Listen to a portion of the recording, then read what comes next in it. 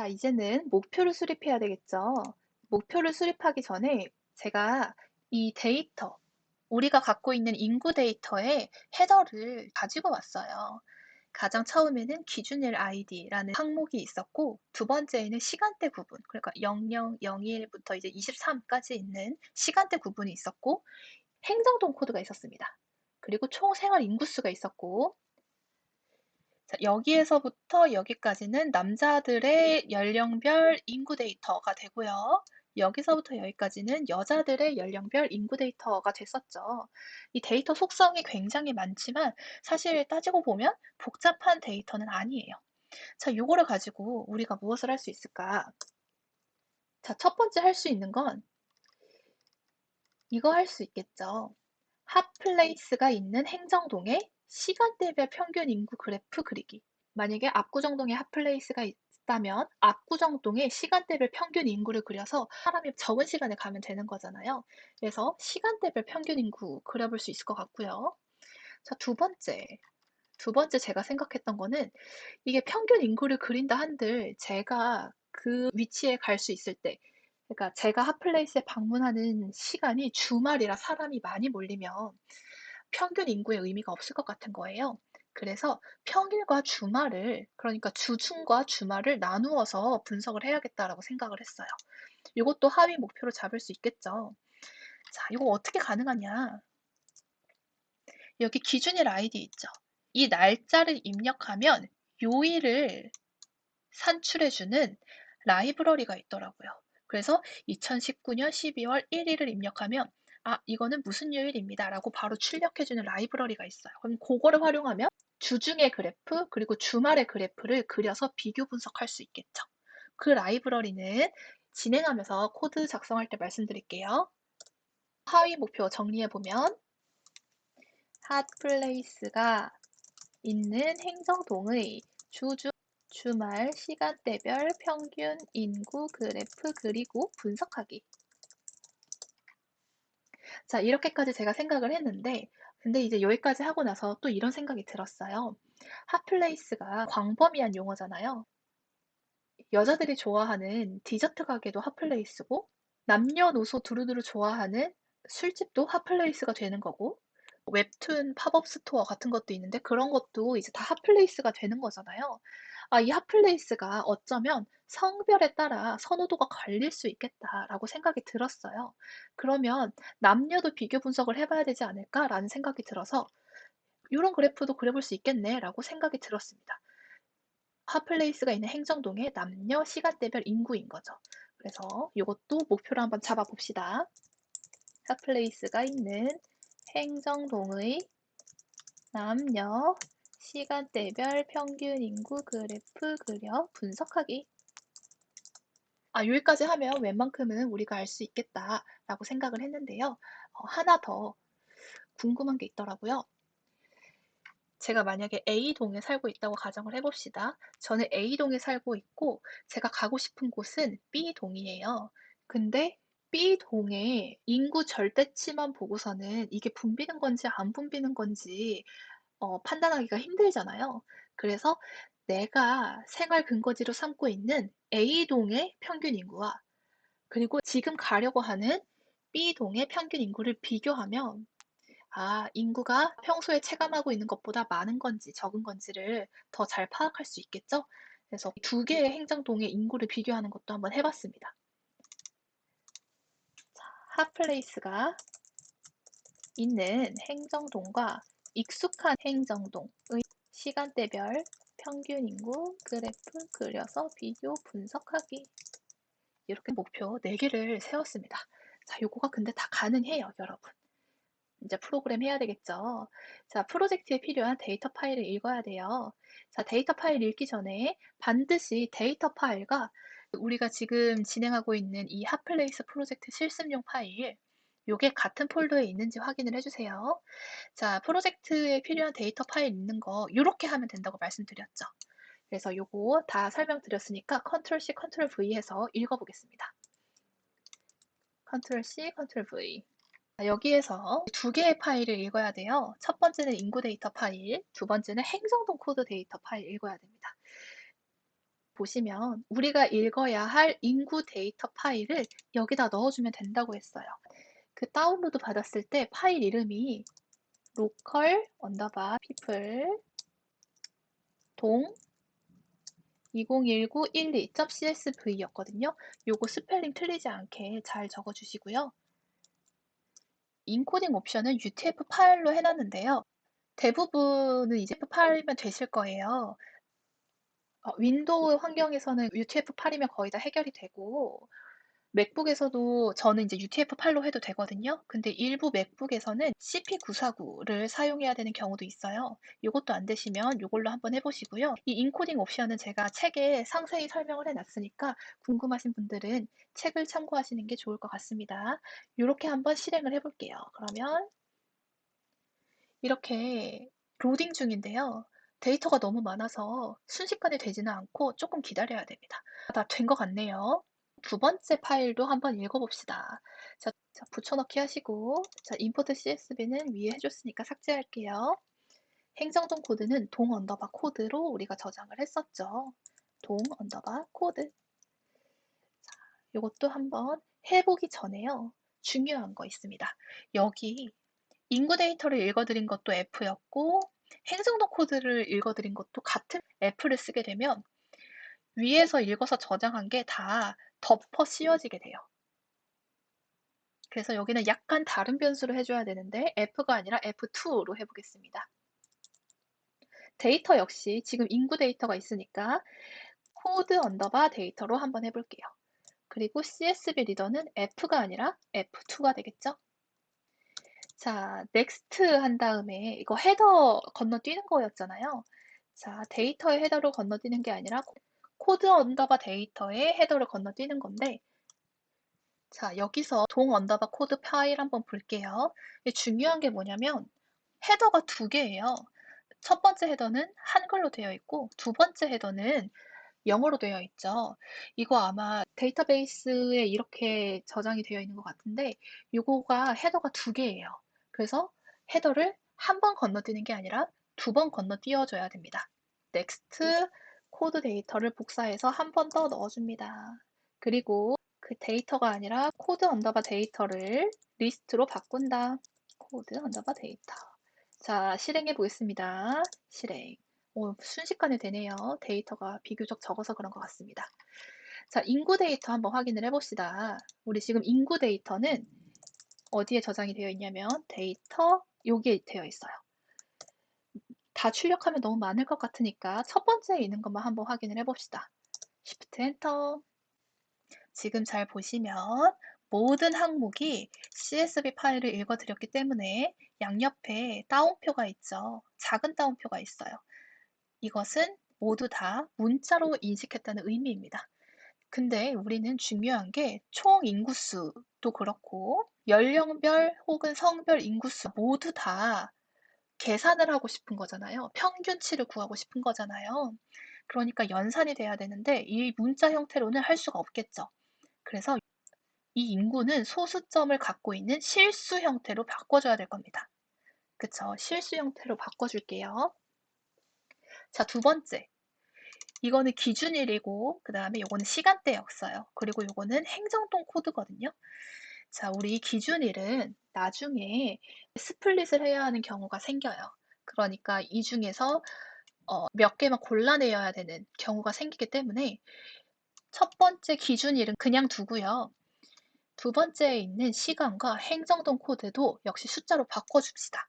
자, 근데 중요한 것은 뒤에 있는 인구 데이터는 다 소수점이 있는 실수로 바꿀 건데 이 시간과 행정동 코드는 소수점이 없죠. 그래서 정수로 변경을 해야 됩니다. 자, for row인 데이터로 이제 모든 데이터에 대해서 데이터 타입을 변화하면 돼요.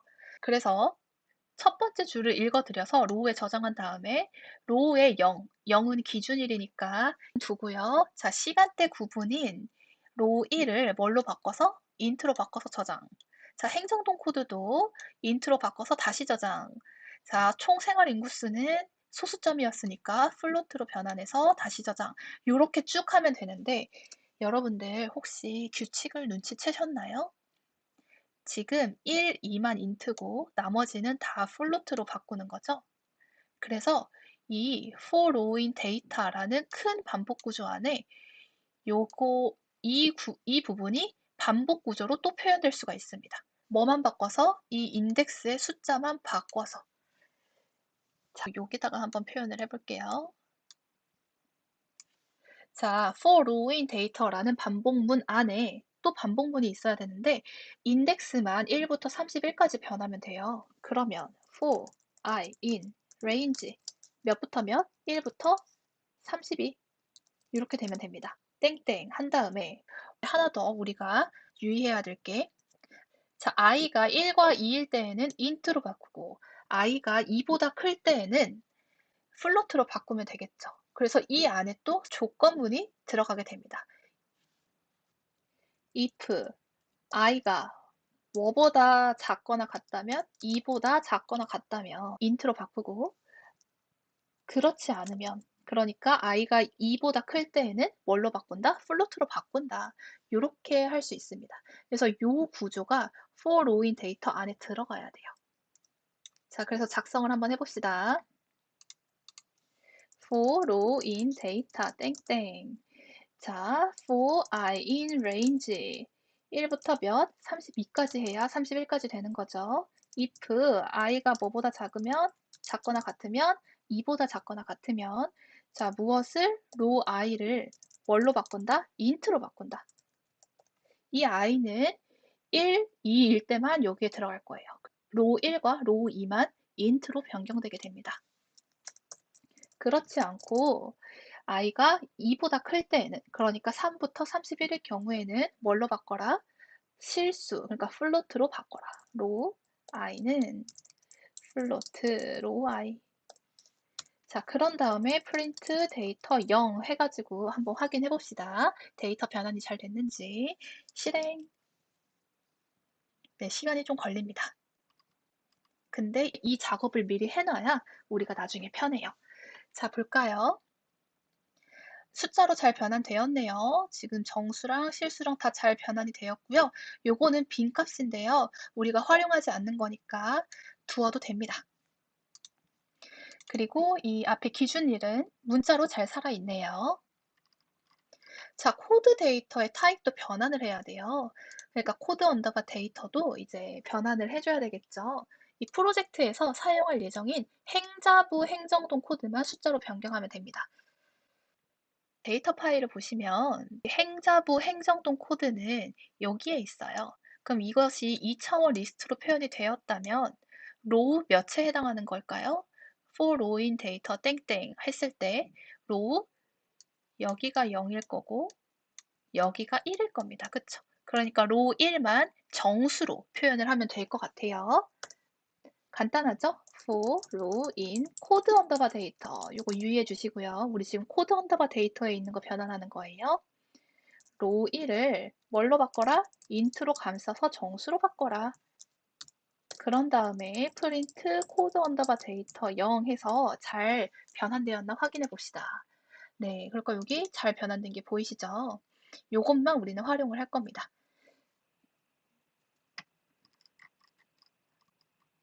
그 다음 우리가 해야 되는 거는 이거예요. 지금 프로그램 구상을 어떻게 하고 있냐면 먼저 사용자로부터 행정동명을 입력받아요. 입력받으면 이 행정동명에 해당되는 행정동 코드를 찾아요. 어디에서? 코드 언더바 데이터에서. 코드 언더바 데이터 파일에서. 자, 그러면은 우리 여기에서 찾은 행정동 코드로 이 행정동 코드에 해당하는 분석을 진행하면 되겠죠. 어디에서? 인구 데이터가 저장되어 있는 데이터에서. 그렇기 때문에 우리가 하위 목표를 달성하기 전에 먼저 해야 되는 거는 행정동명을 입력받아서 그 행정동에 해당하는 코드를 찾는 거. 요거를 먼저 해야 됩니다. 그래서 이 부분에 해당하는 거 한번 작성을 해볼게요. 간단하게 알고리즘 한번 작성을 해볼까요? 뭐 하위 목표는 아니긴 하지만 어쨌든 코드를 작성하는 부분이니까 한번 작성을 해봅시다. 먼저 사용자에게 행정동 이름을 입력받아야 되겠죠. 사용자에게 행정동명 입력받기. 자, 근데 입력만 받으면 안 되고 이것을 어딘가에 저장해야 돼요. 어디에다가 저장할 거냐면 변수에다가 저장할 건데요. 입력받아 변수. 자, 변수 이름 지금 정합시다. 동 언더바 네임이라고 합시다. 그래서 동 언더바 네임에 저장. 그 다음 행정동 이름 알았으니까 행정동 코드 데이터 있죠. 그러니까 코드 언더바 데이터. 이제 여기에서 행정동 코드를 찾아야 되는 건데 이것 역시도 for rowing data 땡땡이라는 반복 구조를 사용해야 됩니다. 왜냐하면 코드 데이터 처음부터 끝까지 돌면서 이 동 네임이랑 일치하니 일치하지 않니를 일일이 체크를 해요.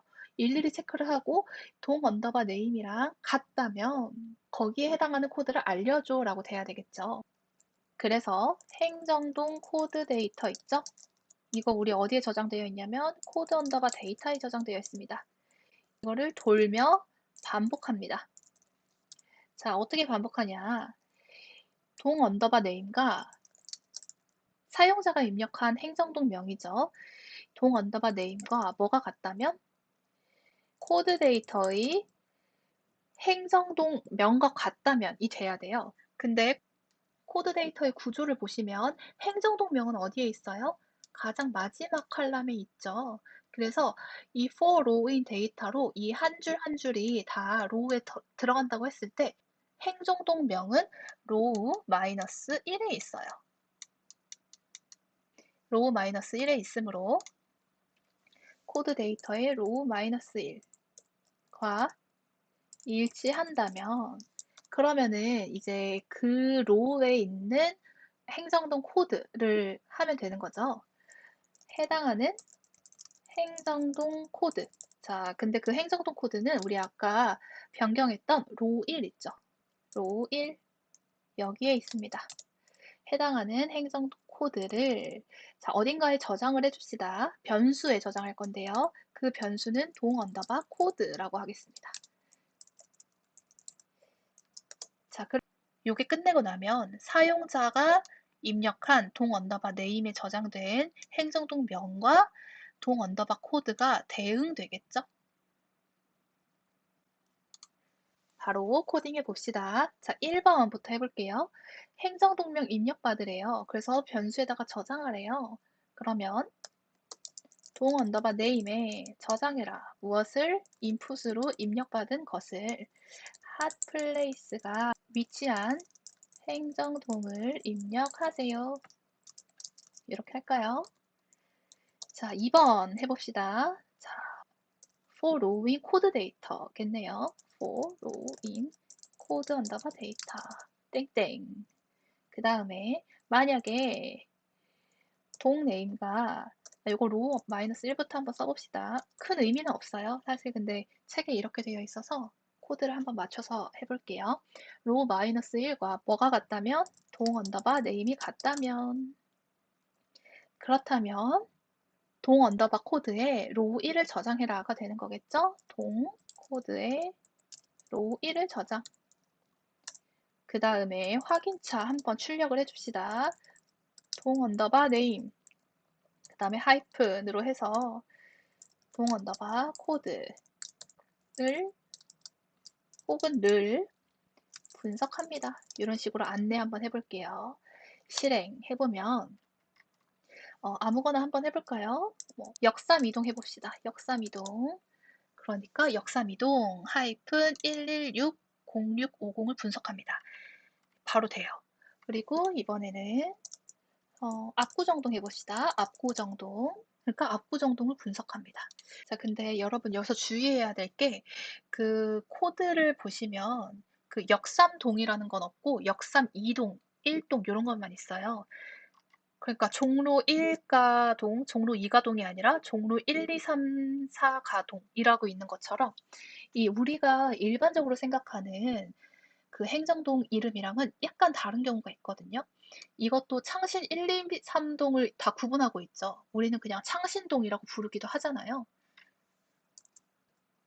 역삼동도 역삼 1동, 역삼 2동 이렇게 분리가 되어 있지 역삼동이라고 합쳐서 말하지 않아요. 그래서 중요한 것은 이 데이터 데이터에 있는 행정동 이름만 검색을 해야 된다는 거, 그거 유의해 주세요. 만약에 에러가 발생한다면 '아 내가 알고 있는 행정동 이름이 아닌가 보다.'라고 이해를 하시면 될 것 같습니다.